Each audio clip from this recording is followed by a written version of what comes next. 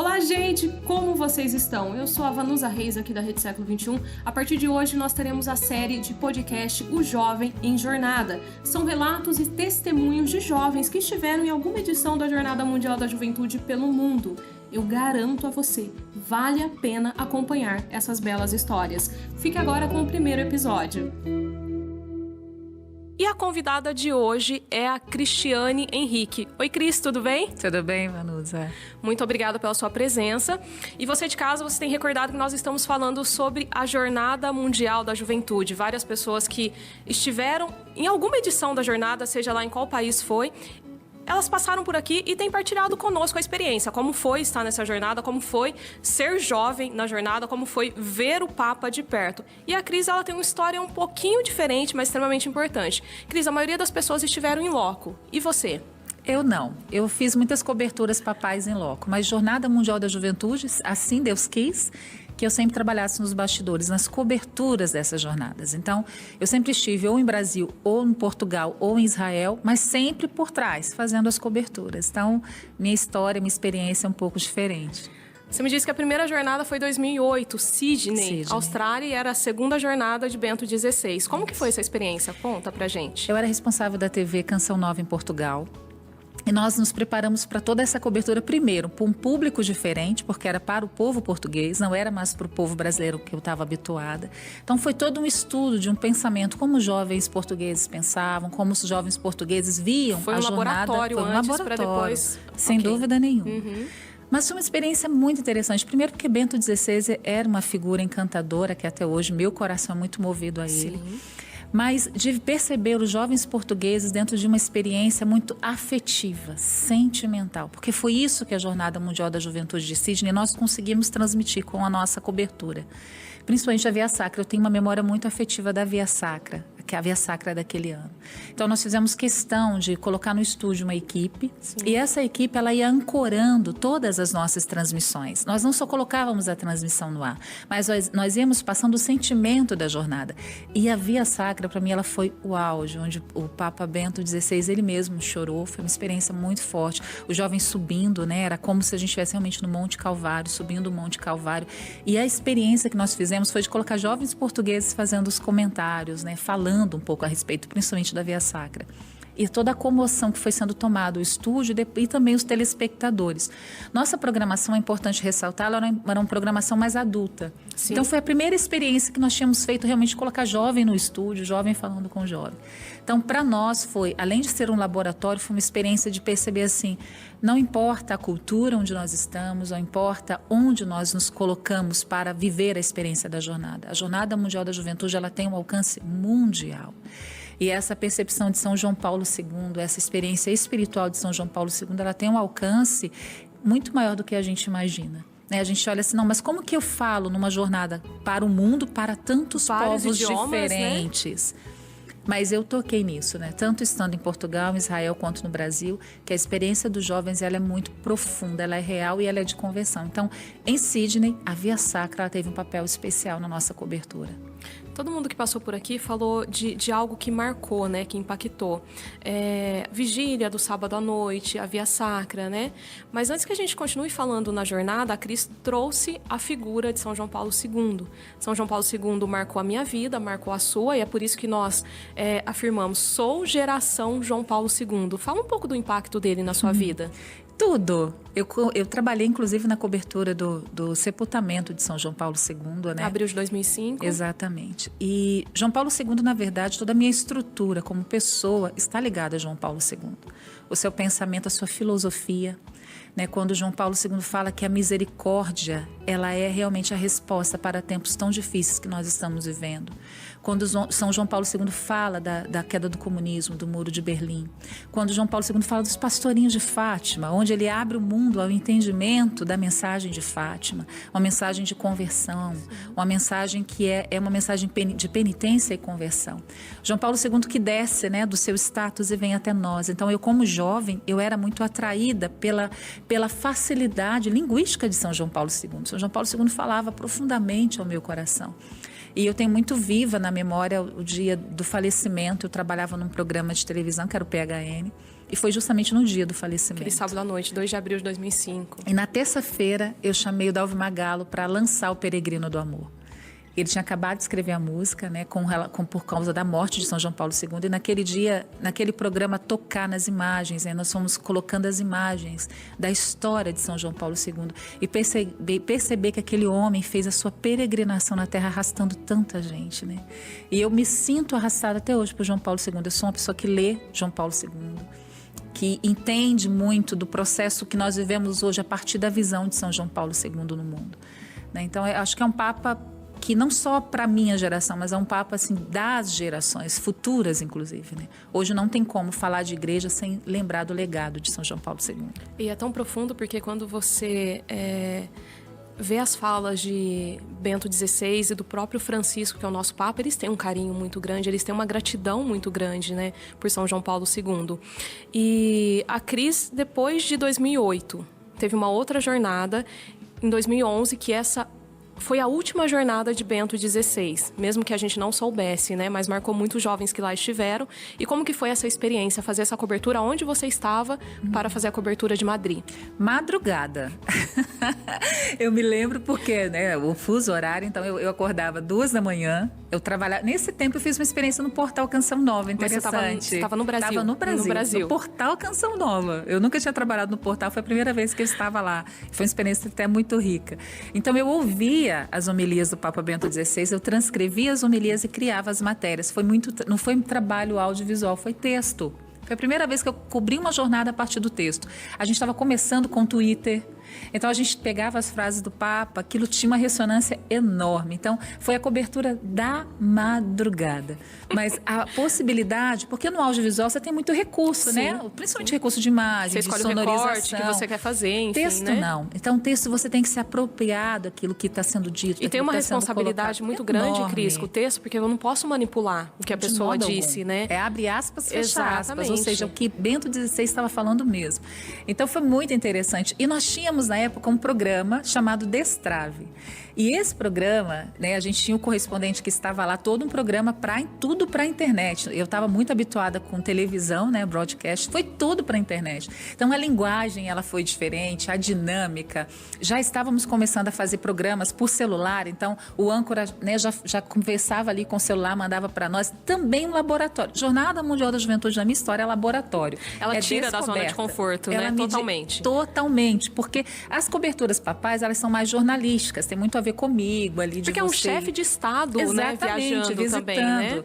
Mas quando é Jornada Mundial da Juventude, primeiro que você tem o jovem que está ali e que você não tem controle do que ele vai falar, porque a beleza de ser jovem é isso, né? E não são jovens católicos apenas, né? Essa é a nossa experiência na jornada, né? Exato. É muita gente que vai de outras religiões pra fazer experiência. E muita gente que não aderiu até então a nenhuma religião. E sai dali muito mexido mesmo. Não é só uma comoção, não é sentimento, mas os papas, eles vêm com palavras que vão rasgando o coração. Se a gente pegar os discursos dos papas nas Jornadas Mundial da Juventude, é sempre chamo para a responsabilidade.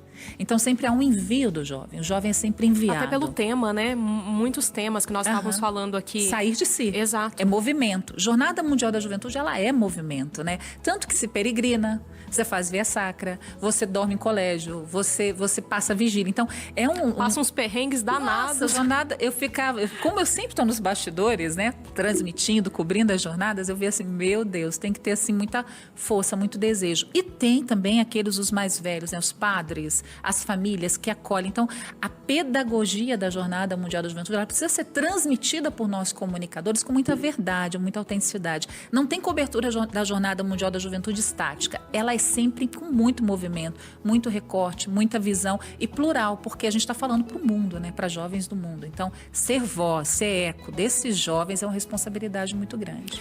Existe uma diferença, para você entender, você que está em casa, quando os comunicadores vão cobrir um jogo de futebol, eles chegam em loco e fazem a cobertura. A jornada não, nós começamos antes. Existe a pré-jornada. Como que foi trabalhar nessa pré-jornada? O que você teve que fazer? No Brasil, quando veio o ícone, né, o ícone e a cruz, eu participei, na verdade, de uma pré-jornada no Brasil. Depois da jornada do Brasil, eu já não estava no Brasil, foi muito rápido. Mas a pré-jornada, 2013. Eu fiz toda a cobertura de São Paulo. Então, nós levamos a cruz e o ícone de Nossa Senhora na Cracolândia. nós entramos na Cracolândia. Como foi essa experiência? Conta pra gente. Eu fui com a Aliança, na época, Aliança de Misericórdia, Missão Belém. Nós entramos na Cracolândia ali com a cruz e cantando até... Eu me lembro qual que era a música. Era uma música até do Juninho Casimiro. Não vou lembrar agora. Mas, enfim, a gente entrou cantando aquela canção com a cruz e aquelas pessoas colocando de joelho. Ali tivemos a adoração ao Santíssimo, a missa. E eu não fui tanto para cobrir vídeo, porque não pode, né? Mas eu fui mesmo para fazer textos e fotos para o nosso portal. E foi uma experiência incrível você ver a sacralidade daqueles elementos, né? Que para nós, é um elemento. Não é. É a própria Virgem Maria que visitava aquelas pessoas em situação de rua, em situação de miséria, porque foi a jornada da misericórdia. Né? Bem-aventurados os misericordiosos, porque deles é o reino dos céus. Então foi assim, para mim, uma experiência de pele, de vida. Né? Eu já saí do meu campo de estar num estúdio para poder viver a experiência da pré-jornada com aquelas pessoas que talvez para muitos não tem importância. A gente vê até muito descaso, né? Social, político, mas de uma igreja que pega esses sinais, esses símbolos, essa presença de Deus e vai ao encontro. E vai ao encontro com o sacramental, porque ali tinha a Eucaristia, ali tinha a unção dos enfermos, os sacerdotes, eles foram mesmo fazendo esse grande mutirão, né, para se encontrar com aquelas pessoas. Então, essa pré-jornada, para mim, eu estive também numa região ali de São Paulo de prostituição.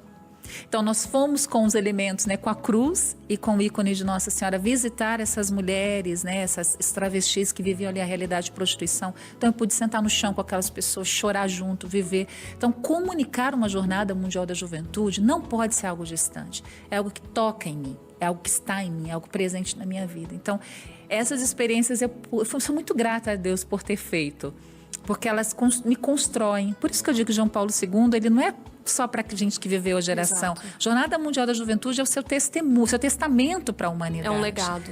Então a gente continua a tocar e a viver essas experiências. Também fui nas favelas, essa pré-jornada foi fantástica. Era só eu e mais uma jovem. E a gente conseguiu ali andar em todas essas realidades. Só você e essa jovem, vocês entravam nesses lugares sozinhas, né? E um dos textos dessa cobertura, ela foi parada no Vaticano, que foi quando a gente fez com as prostitutas. E um dos responsáveis lá pelos leigos me ligou, de Castério para os leigos, me ligou para falar assim, Cristiane, e esse texto? Porque ele era tão repleto de verdade, de vida, de testemunho, não era algo distante, que ele foi tocado pelo nosso texto em português. Olha que interessante, que a gente só cobriu em português naquela época, né? Então, para dizer assim, a Jornada Mundial da Juventude, para quem comunica, eu espero estar falando para muitos comunicadores, porque hoje em dia, graças a Deus, muitos se tornaram comunicadores. Que nas suas mídias a gente possa comunicar de fato vida, experiência concreta, real. Eu até aconselho, se você pode ir numa pré-jornada, vá, sabe, conheça mais, faça a experiência. Porque a jornada é o cume de tudo, um caminho que é feito, né? Que é realizado. É muito lindo tudo isso que você está falando, porque eu sempre falo muito de comunicação humanizada. Nós, comunicadores, a comunicação humanizada é uma grande missão para a gente, né? E o que significa a comunicação humanizada? É colocar o outro no centro.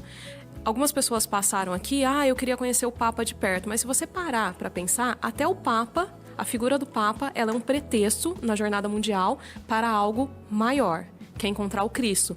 Só que a sua experiência, a sua e da sua colega, foi levar o Cristo, né? Porque a igreja... Aliás, esse era o grande apelo de João Paulo II. A igreja é viva, a igreja é jovem, e nós precisamos levar esse rosto jovem ao mundo. O que mais te marcou em 2011, voltando para a Jornada de Madrid? Você falou de Sydney, que foi a Via Sacra, 2011. Madrid foi o sacrifício, para mim. Porque era muito sacrificante para mim trabalhar o dia inteiro e 2 da manhã estar de volta no estúdio. Então, eu vivi também, porque também a gente vive a experiência espiritual da oferta, né? Numa Jornada Mundial da Juventude. Então, para mim, o sacrifício de acordar cedo, de estar ali para comunicar. Eu ia, para mim, confesso, era difícil para mim chegar lá, mas quando eu chegava na nossa central ali de comunicação do nosso portal, quando eu punha o fone no ouvido e começava a ouvir Bento XVI... Tudo ganhava sentido. Eu vivia até uma experiência de cura, de reconciliação dentro dessa cobertura. Como eu estava na madrugada, uma pessoa que precisava se reconciliar comigo, sabia que eu estava na madrugada fazendo a cobertura, ela me ligou num momento. E foi muito forte, porque isso que eu estou falando é muito concreto. Não é uma experiência artificial, é uma experiência que nos toca. Então, aquela jornada para mim foi a jornada do sacrifício e da reconciliação. eu fiz a experiência da jornada na minha vida, mesmo estando tão distante. E como eu te disse, para mim esse grande laboratório de começar a trabalhar com celular, de começar a trabalhar com um novo formato de programa para televisão, que foi para a internet, que foi o Destrave, que para mim foi um dos primeiros projetos a nível de comunicação católica que a gente tocou, que a gente teve muitos ecos, né, ressonância. Então, essa jornada foi uma jornada para mim, tanto humana, para mim, né, como pessoa, mas também de aprendizado, assim, de um novo ofício que eu não conhecia, né? Por isso que hoje eu amo tanto o trabalho nas multiplataformas, na internet, porque eu acho que a gente tem muitas possibilidades lá dentro, né? Aqui dentro. E isso vale até relembrar para aqueles jovens que não irão para Portugal este ano. A jornada acontece de 1º de agosto até o dia 6, mas nós temos todos esses meios de estar na jornada sem estar em loco, né? Você fez essa cobertura, mas quem estiver aqui também, seja pela Rede Século XXI, seja pela TV, seja pelo canal do YouTube, seja pelo nosso portal, nós estaremos na jornada trazendo esse conteúdo diário. Falando sobre isso, tem algum spoiler que você pode dar pra gente? Como que vai ser a cobertura da Rede Século XXI em Portugal? Nós estamos desenhando ainda, mas a nossa proposta, a nossa ideia é uma cobertura jornalística, mas também criar algum projeto aqui interno, né? Até fala aqui com o meu pessoal do YouTube aqui, né? A gente criar um projeto em comum, junto. Eu penso assim que foi muito legal a última cobertura que nós fizemos, porque a gente criou um programa muito dinâmico, onde as pessoas que estavam lá, né, elas mandavam para nós o conteúdo, mas a gente trouxe esse conteúdo para as pessoas que não puderam ir. Sim. Então a gente trouxe, eu lembro que nosso projeto, a gente trouxe jovens a gente trouxe um nerd, né, um rapaz muito inteligente, muito estudioso, a gente trouxe um jovem mais descolado, a gente trouxe um jovem mais jornalista, a gente trouxe um jovem que era muito leigo, que tinha necessidade de conhecer mais a palavra, e a gente colocou esses jovens para conversar.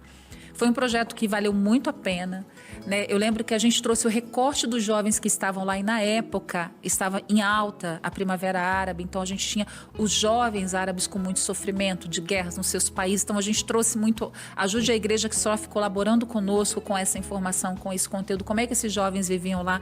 Então a gente conseguiu trazer, e a minha ideia é essa para esse ano, esse recorte do que os jovens estão vendo no mundo, para que a gente saia um pouco da nossa ilha. Dentro da sua cultura, dentro da sua realidade. Suas lutas, Exato. Como é que eu luto bem concreto, sabe? Para ser santo. Como é que eu vivo na minha realidade a experiência do testemunho de fé. Então, acho que quanto mais a gente internacionaliza a Jornada Mundial da Juventude, o nosso público, nosso povo, ele entende melhor para quem a igreja está falando, né? Até esse ano, a gente fala aí muito de Nossa Senhora, que se levanta apressadamente e vai ao encontro, né? Que deixa as suas dores, que deixa os seus medos, porque eu conheço bem a paisagem de Israel, não é fácil chegar até a Encária, onde vivia Isabel. Então, a igreja está nos propondo que, com todos os desafios, nós precisamos nos levantar e sair. Olha, movimento. Então, o movimento da igreja para o jovem é levantar. E a nossa comunicação tem que ser essa. Uma comunicação de movimento, de levanta-te, sai de onde você está, vamos embora. Então, eu acho que a gente tem um compromisso muito grande com os jovens, a nossa emissora, na nossa rede, na verdade, o nosso sistema esse ano. E é engraçado porque quando você toca em Nossa Senhora, a vida dela estava bem bagunçada naquele momento, né? Ela recebeu a maior missão que uma criatura havia sido ortogado para uma criatura na Terra. E ela fala, não, peraí, tá difícil, mas tem alguém que está precisando de mim, né? Então, eu acho que a gente, nesses últimos anos, até a jornada agora de Portugal, ela foi atrasada, né? Teve que, vamos remarcar. A pandemia. Exato, a pandemia. Então, é uma jornada de esperança, né? É uma jornada de recomeço também, e a Rede Século XXI faz parte disso, quer fazer parte disso, levar esse conteúdo de esperança. A gente sabe que na jornada, como nós falamos, não são todos os jovens que têm uma fé, mas é engraçado como vira uma conversão de um único objetivo, a jornada, né? Então, a Rede Século XXI vai estar presente com esse conteúdo que você já está recebendo aí. Então, continue nos acompanhando para que você possa receber ainda mais. Tem uma experiência, você está vendo que eu estou indo e voltando, porque eu estou lembrando que nós conversamos, né? A Cris, ela passou por muita experiência na jornada. Em 2013, teve um povo árabe que vocês trouxeram para o Brasil. E teve alguém que passou aqui e ficou encantado. A pessoa, acho que ela não sabe de toda a história, mas eu lembro que o Marcial, ele esteve aqui, ele falou, nossa, mas eu me encontrei com um árabe lá, falando árabe, e ficou todo encantado. Como que foi essa experiência? Eu estava em Israel. Eu não estava no Brasil, e a gente foi conversar com o padre Abuna Firas, padre Firas, que faleceu de Covid, infelizmente. Ele veio conversar conosco. Olha, eu queria enviar os jovens árabes palestinos. A gente sabe que na Terra Santa eles são só 2% de cristãos, não é nem católico como nós, são cristãos de todas as denominações. Informação interessante. E esses cristãos, esses jovens, eles têm muito poucas oportunidades, né? Eu convivi muito, trabalhei muito com esses jovens lá. E o padre Firaz, né, na época, falou para nós, eu gostaria de enviar esses jovens para o Brasil. E aí nós ali, que estávamos ali, fomos abrindo caminhos. Onde esses jovens podem ficar? Como é que esses jovens podem estar na jornada? Então a gente foi, e mandamos também um tradutor, né? Porque muitos falam inglês, a gente precisava de tradutor, porque árabe, gente, pouca gente fala, né? Então a gente mandou um tradutor junto, que foi, eles participaram dos programas de televisão, eles estiveram no meio lá da juventude brasileira. Você lembra o total de jovens? Foi um número, acho que mais ou menos 30 e poucos jovens. Um número grande para Israel. Grande, porque a gente recebeu 40 franceses e você sabe que a França ainda tem uma, exatamente. Né, uma adesão maior. E pensa assim, né? A gente fez aí a coleta da Sexta-feira Santa, é com essa verba que a igreja na Terra Santa sustenta todas as realidades, inclusive essa, né? De enviar esses jovens para o Brasil. Então, assim, a experiência para os jovens, porque depois eles voltaram para lá para falar para nós, né? Foi uma experiência de acolhida, foi uma experiência de se sentirem amados, de não ter uma barreira, um checkpoint, um posto de controle, mas de viver a liberdade que eles não vivem há muito tempo. E a acolhida, nosso povo é um povo muito acolhedor, muito alegre, muito cheio de vida. Então, para os árabes, né, acho que mais do que para quem estava no Brasil, mas para eles, a experiência foi muito bonita, de perceber assim, nossa, é possível ser de Deus em comum, sem tantas diferenças, sem tantas barreiras como eles vivem hoje em Israel. Então, para nós, assim, eu me senti muito honrada de fazer parte desse processo, né? Até a tradutora que estava com eles, né, que foi, a gente ia assistindo os programas, ela estava mais entusiasmada com eles, porque como ela conhecia, ela vivia na Palestina junto conosco, nós morávamos em Belém, para ela poder estar ali traduzindo aqueles jovens, era muito mais do que só traduzir o que falar. E viver essa liberdade religiosa no Brasil. Era o sentimento. Em Israel, a liberdade religiosa, ela é vivida. Sim. Porém, com os segmentos, né, segregados. Vamos dizer, eu sou cristão, eu sou muçulmano, eu sou judeu. Entendi. Cada um, tanto que existem lá os bairros, né? Bairro judeu, bairro cristão, o bairro muçulmano. Então, assim, é diferente. Quando vem para o Brasil, somos todos. Não importa a sua denominação, nós somos todos um. Né? Então, eles tocaram nessa universalidade da igreja, né? Grandiosa da igreja. Então, nossa, foi uma experiência para mim espetacular vê-los aqui pela TV, porque eu não pude estar aqui no Brasil com eles. Mas e depois recebê-los lá, fazer um café e a gente poder partilhar e ver o Padre Firaz com aquela alegria toda ali com os jovens, para mim não teve... Foi uma das experiências mais bonitas que eu já vivi lá. E a última jornada que você fez cobertura, 2016, Cracóvia, terra de São João Paulo II. E foi aqui no Brasil que foi anunciado que seria em Cracóvia, né? E já teve um olhar profundo, porque era a terra de São João Paulo II, o idealizador da jornada. Como que foi essa experiência e onde você estava? Eu estava no Brasil, eu era responsável na época da TV Canção Nova. E nós criamos esse projeto do Programa Jovem, que nasceu assim com muito amor. Foi um dos projetos maiores que nós realizamos a nível de cobertura da Jornada Mundial. Porém, antes eu pedi que uma pessoa que trabalhava conosco, que morava fora do Brasil, estivesse primeiro na Cracóvia para fazer uma locação. Então, para nós ficou muito forte duas experiências de comunicação que nós tocamos muito claro, muito latente no nosso projeto.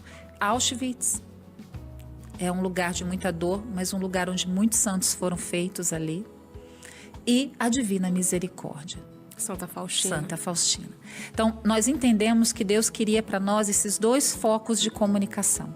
Então, a gente pegou muito forte na experiência de Auschwitz, né? Nós podemos fazer um vídeo fantástico sobre Auschwitz, mas sempre com aquele olhar de quais foram os homens ali que deram a vida pelos outros. Quantos santos da igreja passaram por ali?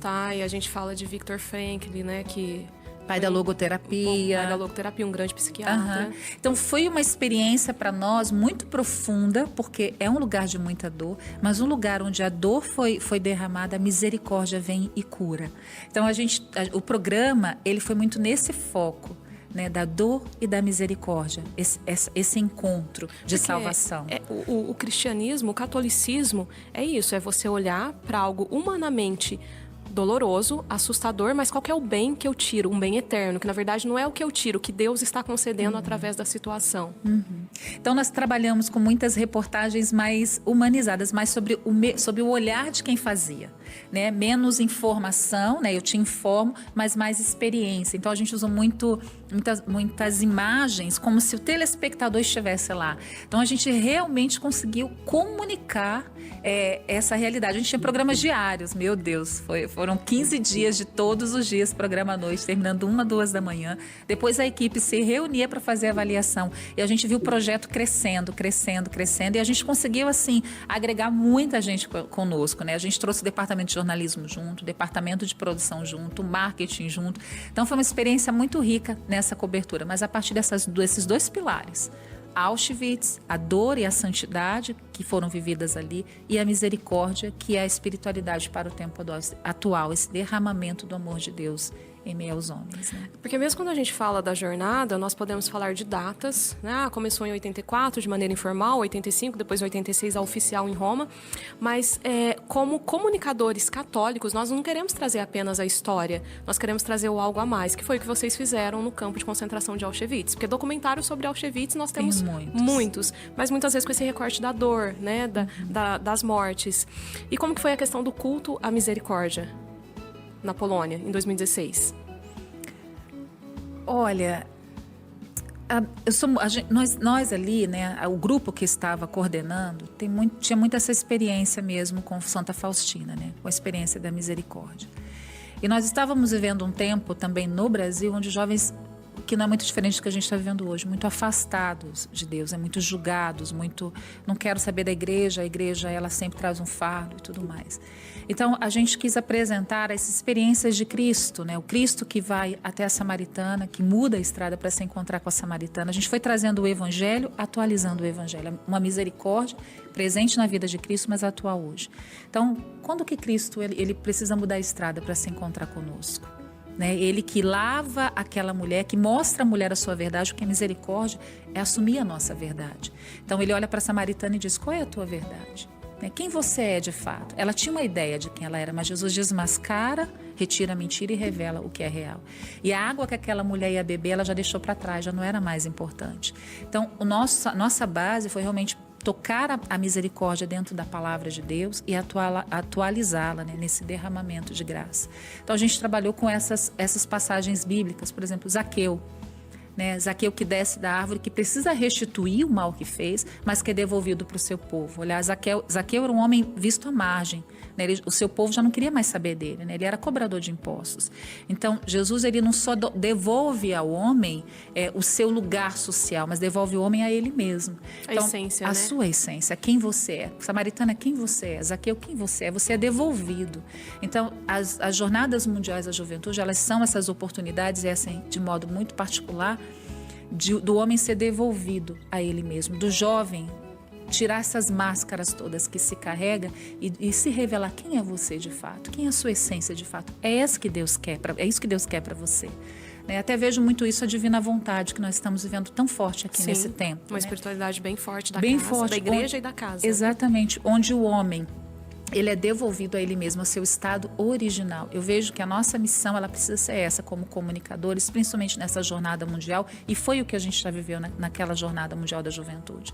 O homem voltar ao seu estado original. Então, é o que Deus tem para nós, é o que Deus quer para nós, é como Deus se revela para nós. Então, para nós ali foi isso, né? A gente tocava em cada passagem, eu me identificava, quem sou eu ali? Né? Eu sou a samaritana, eu sou Zaqueu, eu sou aquele samaritano à beira da estrada. Quem eu sou? Eu sou o homem da piscina de Betesda, que estou lá humilhado, esperando que alguém faça algo por mim.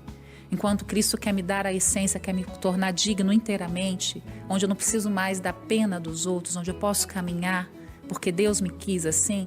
Então a gente trouxe essa experiência muito bonita da palavra, né? A misericórdia derramada no tempo de Jesus, mas que é atualizada hoje, onde eu sou uma daquelas pessoas, eu me encontro numa daquelas realidades onde preciso de resgate, da misericórdia. Então, é um Cristo que desce até onde eu vou, onde eu estou, vou na lama onde eu me encontro e me traz de volta. Então, foi essa experiência. Ela foi muito profunda, ela foi de conversão para nós, viu? Porque a gente sempre no final, como eu falei, a gente avaliava e rezava. O que Deus tem para nós amanhã? Foi muito viver da providência. Então, foi muito bonito. E as pautas vinham assim, absurdamente, sabe? Eu acho que é tão lindo, né? Quando o seu trabalho, primeiro, quem é tocado por ele sou eu mesma, né? Eu posso estar aqui falando e eu estou fazendo memória de todas as jornadas e eu estou lembrando da experiência que eu estive na jornada do Rio de Janeiro. E tem uma perguntinha que eu acabei fazendo para muitos convidados que passaram por aqui, que era o que você trouxe da jornada para a sua vida? E cada um de uma maneira única. Às vezes eu vivo isso, lembro daquilo que eu vivi na jornada. Teve até uma experiência, Cris, que eu me emocionei muito, da Juliana. Ela tinha 15 anos na jornada do Rio de Janeiro e ela ia deixar a igreja porque ela se sentia sozinha, ela não tinha amigos, né? E eu me emociono porque todo mundo que viveu uma experiência com Cristo, às vezes você até sai do caminho, mas aquilo é tão forte que vai fazer você retornar, né? E ela disse assim, ela falou, na vigília do sábado à noite, eu senti que Cristo era o meu amigo, meu melhor amigo, e ali eu fiz uma promessa, Jesus, eu jamais vou deixar a igreja. E ela continua na igreja, né? O que você vive hoje dentro do seu trabalho, dentro da sua missão como mulher, como ser humano, que faz você recordar dessas jornadas?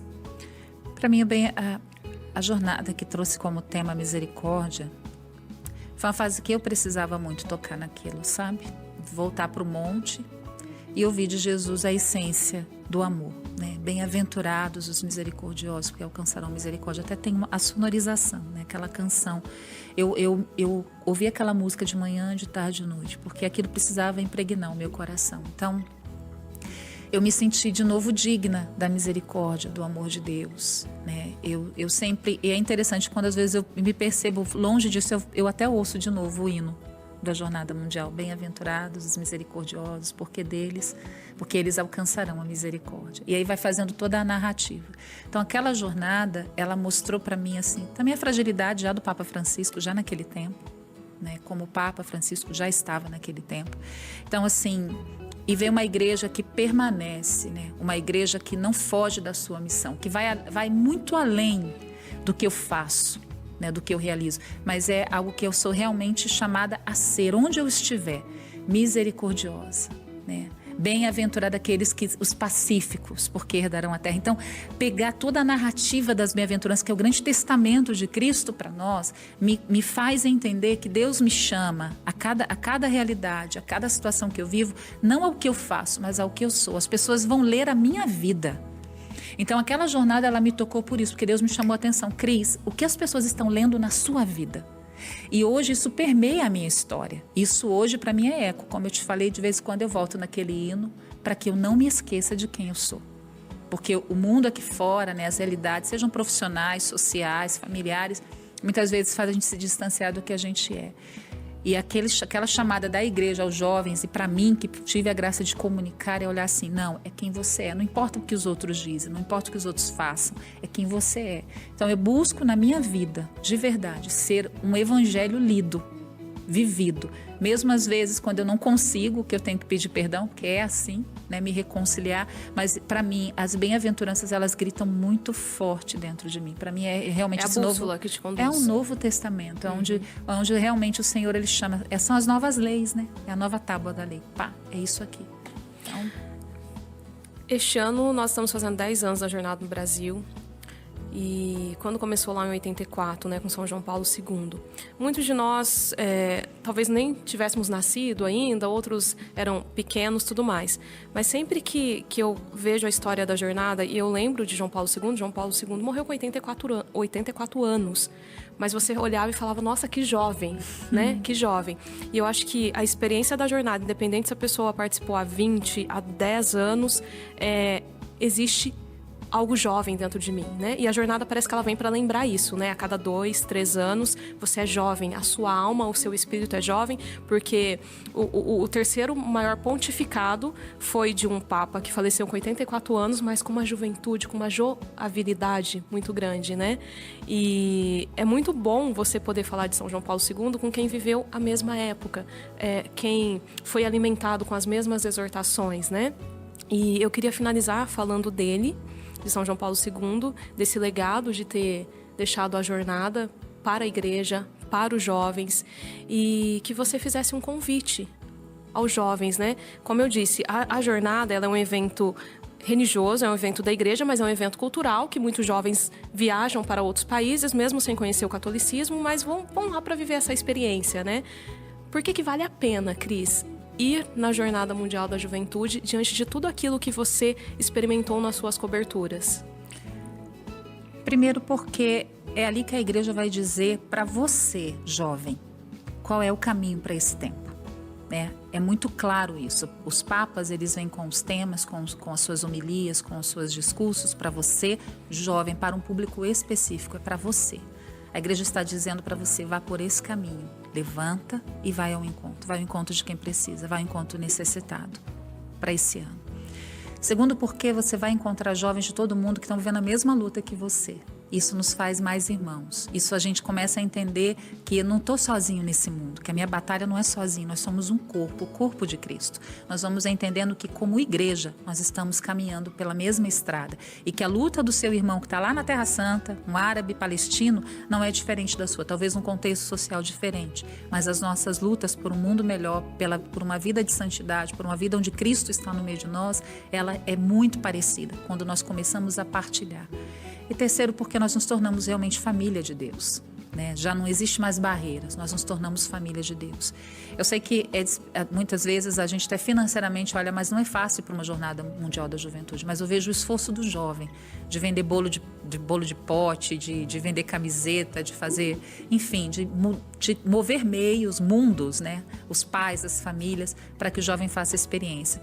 Eu quero dizer para você, você pode até ir lá fazer turismo, você vai perder seu tempo.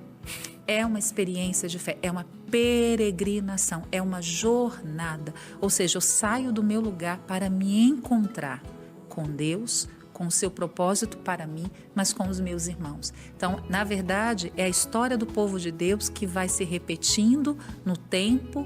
E hoje, para este tempo, para os jovens, a igreja pensou em você. Olha que bonito, é para você. Papa, a igreja quer falar para você. Então, talvez você até não possa ir, mas fica ligadinho aqui conosco na Rede Século XXI, põe seu fone no ouvido, sabe, se dedique a escutar o que a igreja está dizendo para você. Tem respostas ali, muitas respostas que serão dadas para nós em tempos tão difíceis e exigentes, né? Muito obrigada. Muito obrigada pela sua partilha. Foi um olhar novo de alguém que fez cobertura estando em outros países, não em loco. Depois dessa provocação da Cris, independente se você é jovem, cronologicamente falando ou não, mas você tem esse espírito jovem, então continue sintonizado aqui na Rede Século XXI, porque com muito carinho nós estamos preparando conteúdo sobre a jornada para que de modo objetivo, mas que de modo profundo a gente traga Cristo, esse Cristo que tem um rosto jovem na igreja para a sua vida, para a sua casa. Cris, muito obrigada pela sua presença. Imagina, e pela partilha. Eu que agradeço, assim, e vamos lá, viu, gente? A Rede Século XXI vai estar aí juntinho com você na cobertura dessa Jornada Mundial da Juventude. Então, divulga para o jovem, divulga para seu filho, enfim, divulga. Você que é jovem, já pega aqui o link que a gente vai gerar daqui a pouco, futuramente, todo esse material e vai divulgando, porque se Deus quiser, nós faremos aí uma linda cobertura. Se Deus quiser. Agradeço você também pela presença, pela companhia e até o próximo.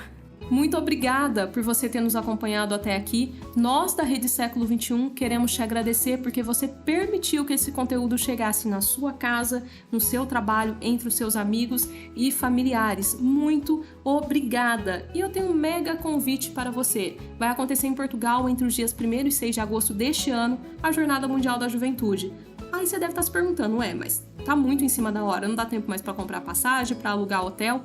Tudo bem, a nossa intenção aqui na Rede Século XXI é ser um canal de bênçãos e graças para você nesse evento. Então acesse o nosso portal asj.org.br, fique de olho no nosso canal do YouTube e o canal da televisão e as nossas redes sociais para que você possa acompanhar tudo aquilo que está sendo preparado para essa Jornada Mundial da Juventude 2023. Mais uma vez, muito obrigada e até mais!